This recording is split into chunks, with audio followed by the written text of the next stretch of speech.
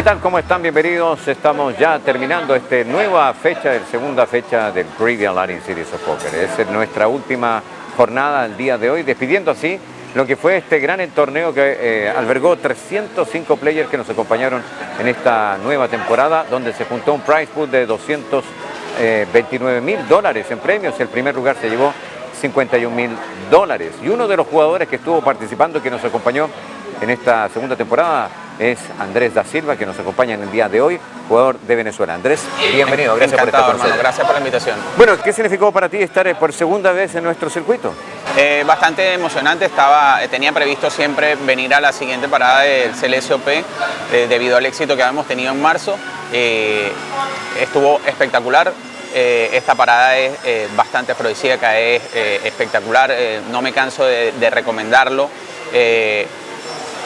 Punta Cana tiene algo especial, que es disfrutar del buen póker, buenos amigos, reencontrarse con bastante de ellos y además estar en un lugar increíble. Bueno, es importante destacar que tú eres un jugador muy conocido y respetado dentro del mercado de Venezuela, conocido como Mosh. Mosh. Mosh. ¿Qué significa Mosh? En realidad fue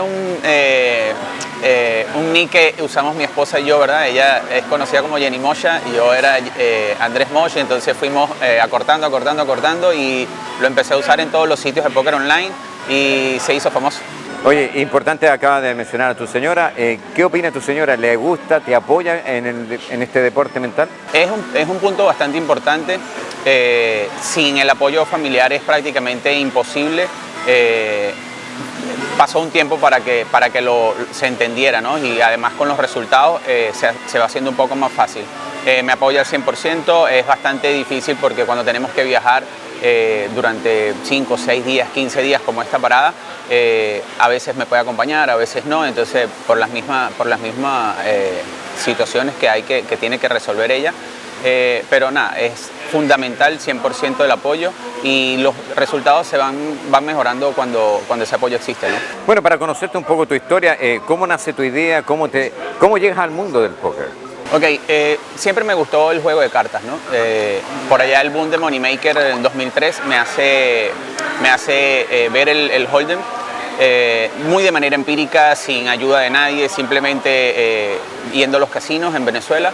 Empecé a jugar, tenía mi trabajo, yo soy contador público de profesión, y empecé a jugar un poco, me gustó, me enamoré del juego y de manera profesional ya desde hace unos 6, 7 años tomo la decisión de ir a un establo, a un backer, y es cuando empiezo a profesionalizar el juego. Oye, y en Venezuela, ¿cómo es el mercado del mundo del póker? Porque hay que decirlo, en muchas partes se hace un poco complejo poder desarrollar torneos. La situación de hoy de Venezuela también es bastante compleja. ¿Cómo se lleva a cabo el mundo del póker en Venezuela? Sí, buen punto. Realmente en el 2010 o hasta el 2011, el póker en Venezuela era un poco más libre de jugarlo. Lamentablemente en nuestro país el póker está en el mismo saco que los juegos de envite y azar, lo que lo condiciona muchísimo. En 2011 el gobierno nacional decide cerrar los casinos y solamente iban a existir partidas de póker clandestinas, pero todo cash game. Mi especialización es en torneos y por supuesto no tenía un mercado para ello, y es cuando acudo al póker online, ¿no? Y el crecimiento del póker online. Hoy día en Venezuela, desde el año pasado, hay una reapertura por parte del gobierno nacional en los casinos, para los casinos, que se está viendo ahora mismo, y están empezando a fluir un poco más la invitación a torneos, tanto pequeños, medios, no tan grandes. Debido a la situación económica de Venezuela es muy difícil para un jugador de póker desarrollar una carrera de póker en Venezuela. Precisamente por ello no consigue establecimientos donde poder desarrollar el juego, y además la economía no se lo permite. Es decir, para nosotros es muy difícil arrancar en niveles medios, niveles altos que puedan ser un sustento familiar, ¿sabes? Solamente tienes la oportunidad, por así decirlo, de hacerlo desde los microlímites. Pero a un jugador microlímites le va a costar inclusive tomar coaching, desarrollar la profesión, porque es muy costoso el adquirir todos esos materiales. ¿La edad promedio del jugador en Venezuela cuál es? Porque, por ejemplo, hay que recordar que el mundo del póker comenzó hace mucho tiempo, los torneos de póker, y normalmente gente que tiene un nivel socioeconómico alto que le permiten poder pagar este tipo de torneos. ¿Cuál es el promedio de torneos que se puede jugar en Venezuela, que se han hecho? ¿Cuánto es el prize pool que se ha podido lograr? Mira, como te digo, cuando hubo este cierre de los casinos, solamente quedaron un par de establecimientos en la isla de Margarita donde tenían algo mejor la permisología adecuada para llevar a cabo algunos torneos. Y los torneos que más prize pool hemos tenido pueden ser un 150K, 100K con buy-in de $100, $150, ¿ok? Como te decía, está ahora mismo, la semana que viene hay un torneo en Isla de Margarita con buy-in de $150, garantizado 30K. Está planificado uno para dentro de 2 semanas con 20K, pero son prize pool bastante pequeños para lo que es el mundo del póker, pero bien promedio para lo que es la economía venezolana, porque como te decía, es muy difícil que un jugador pueda costear una estadía de 5 o 6 días, inclusive en Venezuela, para ir a un torneo donde a lo mejor el ROI para los mejores jugadores no es rentable. Sí, totalmente de acuerdo, y sobre todo otro de los temas que sin duda alguna son complejos en la realización de torneos es en el field de jugadores que se haga exitoso. ¿Cuántos jugadores posee en promedio un torneo en Venezuela? ¿Cuál es el mercado que tiene Venezuela? Hoy mismo puede tener unos 200 jugadores en todo el país, como te digo. Lo que es bastante bajo, por cierto. Sí, sí, correcto, seguro. Yo lo veo mucho por mi actividad dentro del póker, no solo como jugador. Veo que hay muchísimos jugadores de microlímites, jugadores que están empezando, que empiezan a conocer el póker y quieren desarrollar el juego. El nivel está bastante bajo, hay que decirlo, está bastante bajo. Y no es fácil, como te decía, costearse tanto la preparación, el estudio, para inclusive jugar. Muchos, como todos, empezamos a jugar, queremos ver el póker y empezar a jugar desde el primer día, cuando en realidad deberíamos primero estudiar el juego. Como cualquier carrera, estudiar, dedicar un 80% al estudio, 20% al juego. Eso generalmente es todo lo contrario. Pero hay que educar al póker venezolano en ese sentido. Hay que tratar se hicieron muchas cosas que no debieron hacerse en el mundo del póker venezolano hace algún tiempo. Hay que tratar de limpiar todo eso, y la mejor manera es que los nuevos chicos que quieran empezar a jugar póker busquen la mejor manera para hacerlo, es decir, estudiar, concientizarse con el juego, no tomarlo como un juego de envite de azar, sino como una profesión o una disciplina deportiva. Tú hablas del estudio, es sumamente importante, porque la mayoría de los jugadores que se dedican a este mundo del póker, en su mayoría son ingenieros comerciales, doctores, gente que sabe mucha matemática, que es, por cierto, lo mucho que tiene este deporte mental. ¿Y en qué tanto te ayudó en tu carrera como contador, que lograste posicionarte en el mundo del póker? ¿Te ayudó en la parte de cálculos matemáticos? Correctamente, 100%. Es decir, el póker necesitas una habilidad matemática del 100%. Es decir, el póker es netamente matemático y estadístico. No te puedes basar en el póker como algo empírico, como algo que solamente es la suerte. De hecho, yo soy de los que dice que no existe la suerte en el póker. La suerte la determinas tú cuando tú quieres jugar ese par de cartas, ¿no? Y ese par de cartas tienen una equidad, tienen un valor estimado en tu mano. Entonces es netamente matemático. Hace muy poco tiempo empecé a ayudar a algunos jóvenes que al conseguirlos en torneos de Venezuela querían mejorar su juego.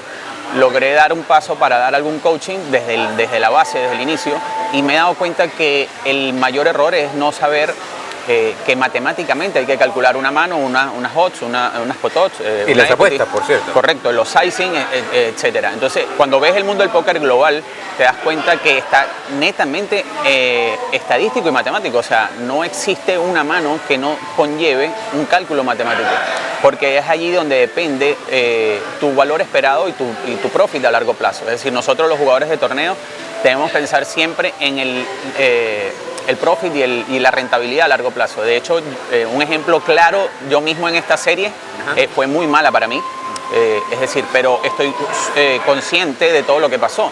Es decir, lo que pasó fue neta varianza, mucho bad beat, mucho cooler, y sé que mientras siga jugando de esa manera voy a ser profitable a largo plazo. Es decir, no tengo por qué sentirme mal, es algo que pasa con los jugadores de torneos, y simplemente tener ese control mental, ese poder mental de soportarlo y enfrentar una nueva serie. No, y además que tienes la oportunidad de poder jugar con diferentes estilos de juego a nivel mundial. Correcto. Hemos visto, por ejemplo, en estos torneos donde la versión sudamericana de repente choca con mucha fuerza con la actitud europea en el formato de juego.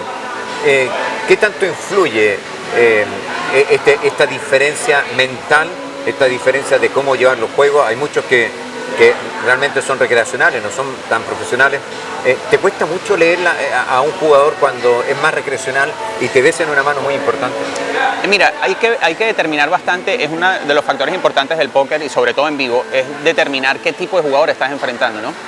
Entonces, como te decía, como latinoamericano podemos ver que cuando enfrentas a un jugador europeo, hasta su condición económica, su facilidad económica, por así decirlo, tiene para jugar ese ballín, ¿ok? Entonces, enfrentas a jugadores que pueden ser regulares, agresivos, pero simplemente porque tienen un soporte económico que les permite jugar otra bala, jugar otro torneo, no importa, salen y se van de copas y no hay ningún problema, mientras nosotros estamos enfocados en la teoría del juego, en hacer la jugabilidad 100% perfecta o acercarnos a la perfección para poder lograr ascender en el torneo. Entonces te das cuenta con el tipo de jugador europeo que está mucho más tranquilo y relajado en ese sentido porque está preparado para ello. Pasa mucho, no solo en Venezuela, en los jugadores suramericanos, que al tener una banca un poco más pequeña, cuidan de más su jugabilidad, entonces puedes explotar ese tipo de jugadores, diferente a los europeos. A los europeos les juegas muchísimo valor, por ejemplo, y a los suramericanos explotas todo. Es increíble cómo ves esa diferencia, ¿no? Por ejemplo, jugadores venezolanos, no vimos aquí, sino un par de ellos, logramos jugar la Copa de Naciones, gracias a Dios, un evento espectacular. Pero te das cuenta qué tipo de jugadores son jugadores recreacionales, jugadores de cash game, o sea, recreacionales con muchas horas de juego, que es importante, pero no jugadores expertos en cuanto al estudio del juego como tal. Es decir, estudio empírico. O sea, yo sé que par de aces le gana par de K y etcétera, hasta ahí. No hay jugabilidad post-flop. De hecho, nos perjudicó mucho que la estructura no la conocieran, que era puro ICM, valor de ICM de puntos, ¿no? Entonces, eso hace que te des cuenta que el jugador suramericano en ese sentido, el latinoamericano, está un poco más atrás que los europeos. De hecho, soy los que cree que la potencia del póker en este momento está en España. Y aquí lo hemos visto en las dos ediciones. Los españoles tienen un juego muy profesionalizado, tienen muchísimo estudio. Y de hecho pude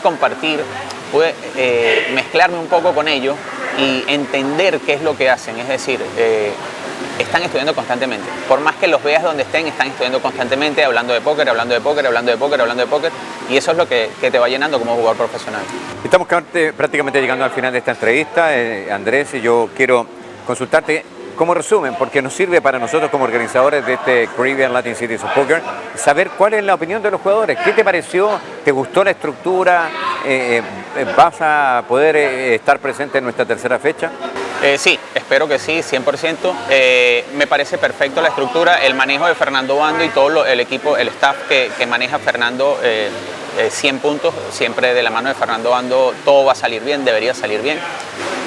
Lo único que esta serie nos lleva negativamente hablando es que, claro, teníamos unas expectativas muy grandes por lo que pasó en marzo de 2021, pero se tiene que entender que en marzo de 2021 no había mercado de póker en vivo, ahora hay mercado de póker en vivo y lo único sería prever bien la fecha para que no coincida con eventos como los que nos pasó ahorita en esta fecha, que coincidió con eventos muy grandes. Como la World Series, la BCOP. BCOP, sí, exactamente, que nos quita, por así decirlo, algún feel importante, pero con todo eso se pudo llevar a cabo una buena serie, un main event muy bueno, o sea, esperábamos a lo mejor un main event con 500K, 600K, 700K, pero sabemos que no es fácil. Y simplemente sale un torneo de 250K que es importantísimo para cualquiera de la región. Entonces no tengo por qué decir que la serie es peor que la anterior, para nada. La calidad de la serie sigue mejorando y lo que queremos es tratar de tener una serie en Latinoamérica muy parecida a lo que fue algún día Latin American Poker Tour o cualquier serie que sea constante y que vaya creciendo dentro de la región. Pero yo quiero agradecerte, Andrés, tu tiempo por habernos acompañado en esta jornada y también que hayas asistido a nuestro torneo. Y te invito cordialmente, te dejo la cámara para que invites a tus compatriotas de Venezuela a que participen y vengan a este circuito. Seguro. Bueno, nada, invitar a todo el público venezolano, los jugadores de póker en Venezuela, a hacer el esfuerzo. Sé que es bastante complicado por los temas de visa, pero hacer lo posible por asistir al CLSOP en la parada donde esté, en Punta Cana, México, en cualquier parte de Sudamérica. Es una serie espectacular y que va a ayudar a progresar en el póker en vivo a todos nuestros jugadores. Muy bien, y de esta forma nosotros queremos agradecer la presencia de Andrés, jugador de Venezuela, que es segunda vez que nos acompaña en nuestros Caribbean Latin Series of Poker y que esperamos contar con su presencia en nuestra tercera fecha que se va a llevar a cabo a fines de marzo y los primeros días de abril. La hemos ubicado, como tal lo dijo Andrés, para poder que no coincida con otros circuitos internacionales. La verdad es que han viajado desde todos los rincones del mundo para estar presentes en este torneo. Muchas gracias, Andrés. Encantado, y te esperamos gracias a ti. nuevamente en el mes de marzo. Y a ustedes también los esperamos en otra entrevista donde estaremos conversando con otros jugadores de otro rincón del mundo. Comienza nuestro viaje a República Dominicana en Punta Cana. Este es el Caribbean Latin Series of Poker. Jugadores de todo el mundo se darán cita una vez más en la tercera fecha de nuestro circuito internacional, que en esta oportunidad ya tiene más de $100,000 garantizados en nuestro main event y con un buy-in de tan solo $880. Del 25 de marzo al 3 de abril, te esperamos en el majestuoso Palladium Hotel and Resort All Inclusive de Punta Cana. No te lo puedes perder. Haz tu reserva hoy mismo y comienza a clasificar en nuestros satélites online en pokerfran.com. Vuelve el póker en vivo en Punta Cana, en República Dominicana. Nuestra tercera fecha del Caribbean Latin Series of Poker. ¿Y tú? ¿Te lo vas a perder?